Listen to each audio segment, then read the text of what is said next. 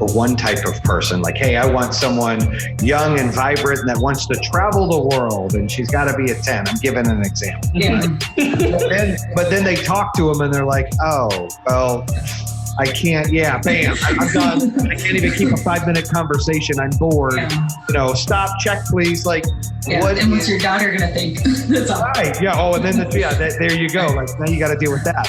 But I think that you guys doing that assessment, really coaching and going through this makes a lot of sense, because on an app, people, they don't know them. They're going based on pictures. They're going based on text. I've got a 21-year-old daughter that's engaged to my future ex-son-in-law. That's what I call him. So for the listeners, they know who I'm talking about. And then I've got a granddaughter, so I call myself a gilf. They know that too. But and then I've got 3 other kids. And I watched my daughter before she met Alex, and going through these apps, and I'm just like, this is so crazy. And I've got friends that are recently divorced, and one married someone 15 years younger than him. And he seems like he's living his best life. He goes out, travels the world. She's like the age of his oldest son, or almost the age of his oldest son, a little bit older.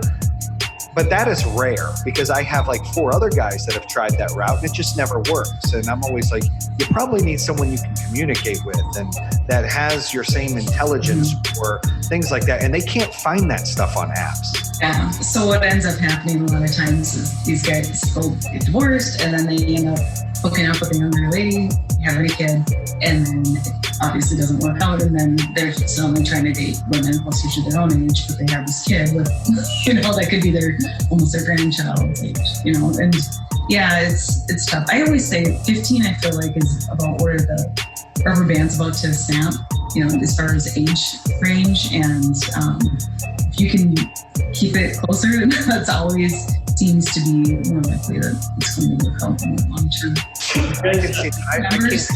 I just turned 40. I don't see what I would have in common with someone like 22. Like that wouldn't even have a conversation. No offense to the 22-year-olds out there. It would just be hard to have a conversation. Yeah. Life experience you need, like that wisdom of, I've been doing life for a little longer. I get it. Would be my opinion, but you're right. That's what you see. And those apps, I think, lead them down the wrong path, because I know several guys that are divorced that are still looking all the time, and they're not happy. Check out the full episode at trueunderdog.com.